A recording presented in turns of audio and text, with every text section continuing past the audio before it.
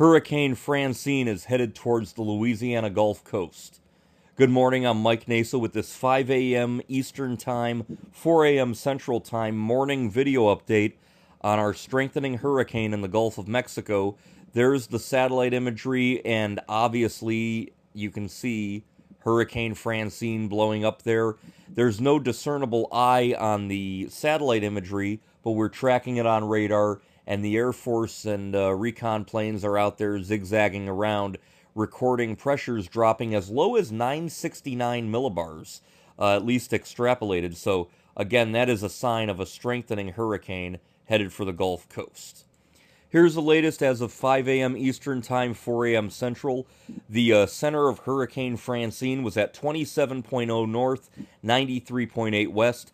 Winds of 90 miles per hour. That's the upper edge of Category 1 intensity, getting very close to a Category 2 hurricane, moving northeast at 10 miles per hour. However, that should accelerate as the day goes by on Wednesday, and it will make landfall sometime in late afternoon, early evening, probably, along the Louisiana coastline. Officially, the pressure is 977 millibars from the National Hurricane Center on the 5 a.m. Eastern advisory, but we are watching the Air Force reports, and I know that as of 20 after 5 in the morning Eastern Time, the pressure has been recorded as low as 968, 969 millibars.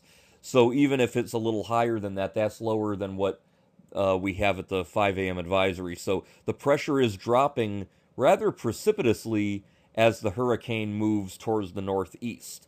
We do have a hurricane warning from the Cameron Vermilion line all the way over to Grand Isle, Louisiana, a hurricane watch for Lake Maurepas, Lake Pontchartrain, and metropolitan New Orleans, as well as tropical storm warnings for western Louisiana, and then all the way back over towards areas of Alabama, towards the Florida Panhandle even, getting in on some of the tropical storm warnings. The wind field is expanding.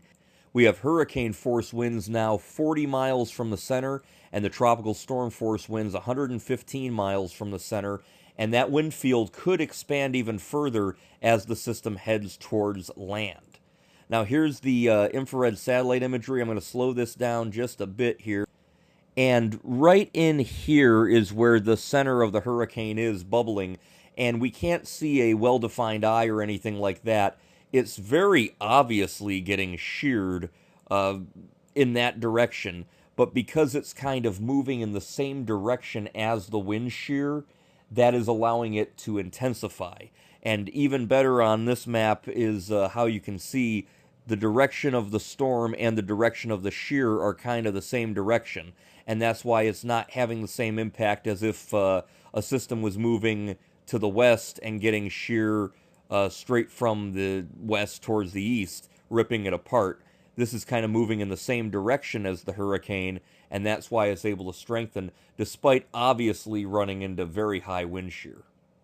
Here's the radar image as of about 20 after 5, and again, there's the eye of the hurricane, and it looks decently well organized. This still is dealing with some drier air, but that's not going to stop this heavy weather to the north. All of this will be pushing into the Louisiana coastline, and we're also going to have water rises and gusty winds. I'm keeping an eye on some of these buoys here. This one, let's see, 25 knots, 36 knots there, getting a little strong. This buoy is located, where is it located? Right there in the western Gulf of Mexico. Again, so the wind direction, wind speed, tropical storm force, pressure rising as the hurricane moves away from that buoy. But we'll watch these, and we'll watch tide gauges as well, because the storm surge is going to be a big threat with this thing. There's the water rise prediction from the National Hurricane Center. Vermilion Bay to Port Fourchon, that's really where the highest water rise will be, and it could be 5 to 10 feet. And again, anywhere where you'll have an onshore flow wrapping around the hurricane, you'll see the water rise as well. So from the mouth of the Mississippi all the way to the Alabama-Florida border, 2 to 4, 3 to 5, 4 to 6 feet, maybe 4 to 7 feet even in areas here near Plaquemines Parish and Buras and Port Fourchon. You guys are going to get in on high water rises as well. A very dangerous situation if you're in low-lying areas, so stay away from the water today as the hurricane approaches, and definitely throughout the night tonight, we don't want to see people get caught in those high water surges and the crashing waves on top of that. The official track brings it inland. This is going to be right before landfall, 1 o'clock in the afternoon, and then it looks like it'll be well inland by 1 in the morning. So sometime between then, I'm guessing 4 to 7 p.m. Eastern time, somewhere in there.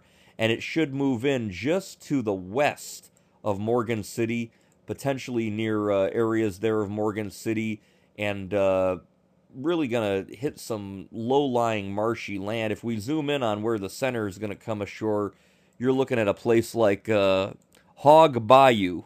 Hog Bayou is right near ground zero of where we expect landfall of this hurricane. Sorry, my speech is a little off. It's been a long night tracking this thing. This is what happens when you get older tracking hurricanes all night long.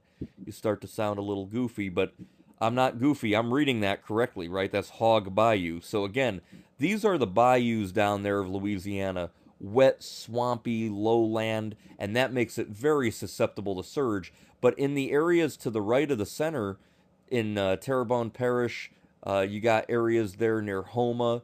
You guys could really get a big impact from this thing, so be prepared because it's going to be a mess.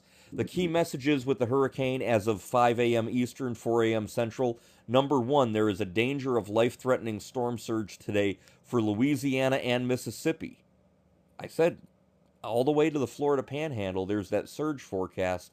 There is a storm surge warning in effect for those areas. Residents in the warning area should follow advice, including evacuation orders given by local officials. Secondly, the damaging and life-threatening hurricane-force winds are expected in portions of southern Louisiana later today. We have that hurricane warning in effect. Tropical storm conditions should begin as early as later this morning. So again, anything you got to get done. If you're watching this update in the wee hours of the morning, get it done now. And finally, Francine is expected to bring heavy rainfall and the risk of flash and urban flooding across southeastern Louisiana, Mississippi, far southern Alabama, and North Florida through Thursday night. Flash and urban flooding is probable across lower Tennessee Valley and lower Mississippi Valley Wednesday night into Friday morning. Again, very high storm surges, very high crashing waves, very strong winds, a real mess along the Louisiana coastline with the landfall of Hurricane Francine. So I'm Mike Naso with this early morning update. We'll be watching the hurricane throughout the day, throughout the afternoon, throughout the evening. I'll be back with further updates as Hurricane Francine strengthens and heads towards the Gulf Coast of the United States.